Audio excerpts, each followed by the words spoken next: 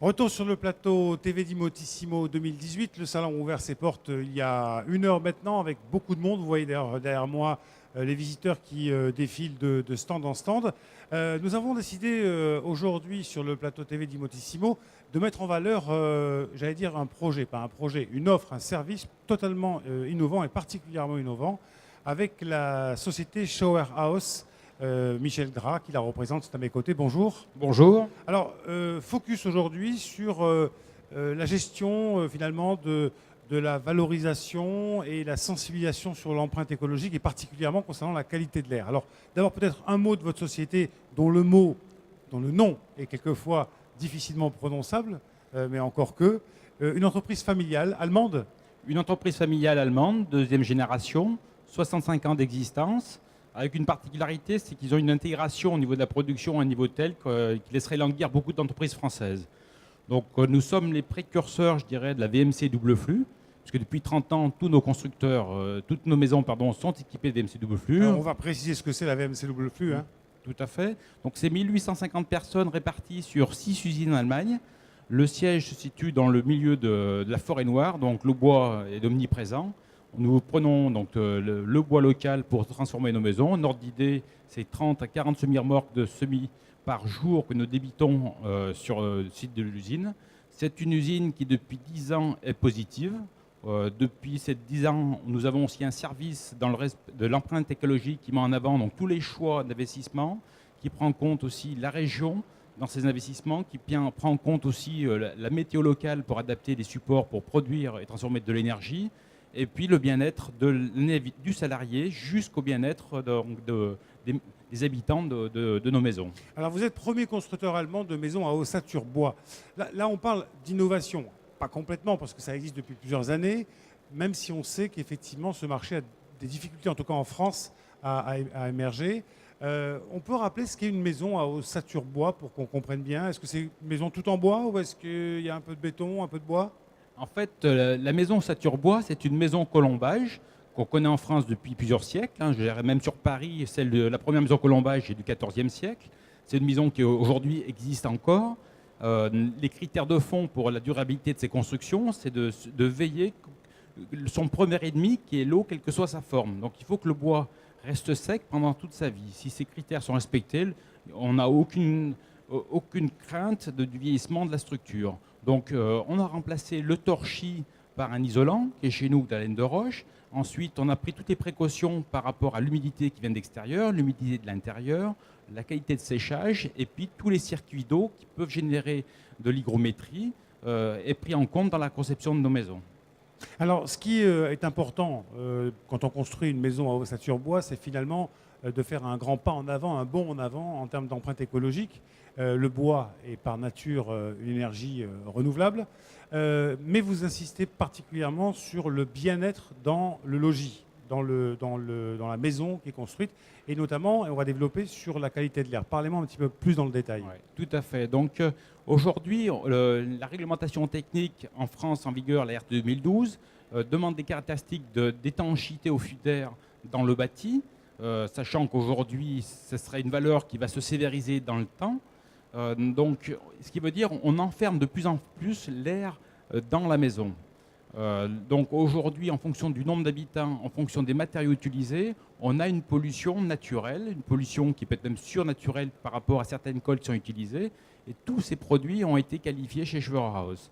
On a par exemple plus de 14 000 références au choix dans l'échantillonnage. C'est-à-dire le client qui est construit avec Schwerer, il a la possibilité de choisir ses carrelages, ses papiers peints, ses peintures. En fait, voilà, 14 000 références.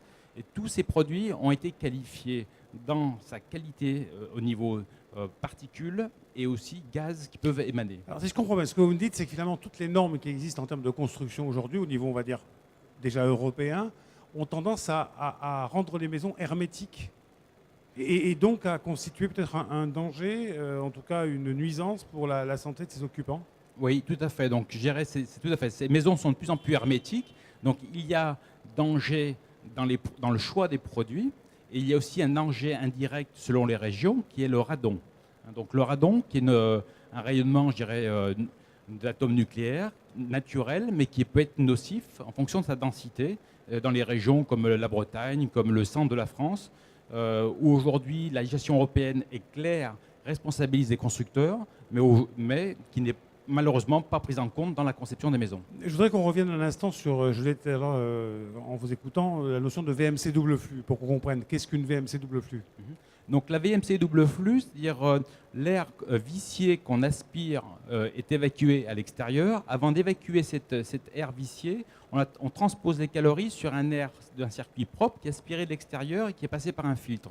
Ce qui nous permet de récupérer à peu près 80 à 90% des calories qu'on revient diffuser dans la maison avec l'air propre. Ce qui veut dire que si j'ai besoin de complément de chauffage, il s'élèverait autour de 10 à 20% en complément d'énergie, ce qui permet de réduire de façon drastique la facture d'électricité pour le chauffage. Mais l'autre point important de la VMC double flux, c'est de renouveler l'air dans toute la maison en permanence, en continu, en fonction du nombre d'habitants. Alors, ça, c'est pour la circulation de l'air, on l'a bien compris. Mais vous parliez de matériaux utilisés. Vous m'avez parlé de combien de références? On a plus de 14 000 références. 14 000 références de produits, enfin de matériaux différents à utiliser dans une maison. Alors, quand on rentre dans une maison neuve, généralement, il y a une odeur. Ça sent le neuf, on dit, hein, l'odeur des enduits, de la peinture, etc.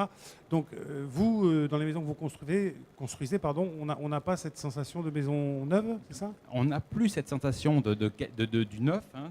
Alors cette sensation de la maison neuve a été donc étudiée intensément par différents centres américains et européens, et ils ont identifié qu'en fin de compte, ce sont déjà une première expression de la pollution atmosphérique de la construction. Et on s'est aperçu que sur les statistiques dans le temps, les femmes enceintes qui s'hébergent dans ces nouvelles constructions, 70% des enfants qui en naissent sont concernés par des allergies. Ça, c'est vérifié par différentes études. Et de ce fait-là, donc, on a été alerté et nous avons analysé donc, la qualité de chaque produit. Même si un des clients ne s'identifie pas parmi les références produits que nous proposons, nous lui demandons des échantillons que nous faisons vérifier.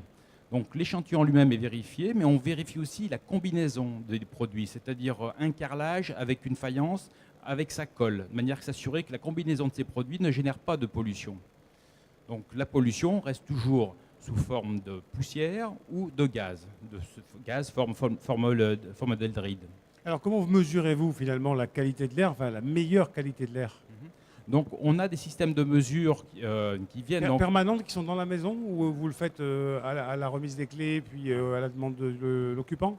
Alors nous, systématiquement, depuis 2 ans, toutes nos maisons, à la remise des clés, nous faisons un relevé de l'air dans chaque pièce. Et on vient analyser donc, par un organisme reconnu par le TÜV en Allemagne, qui vient donc qualifier le nombre de particules et la teneur en gaz.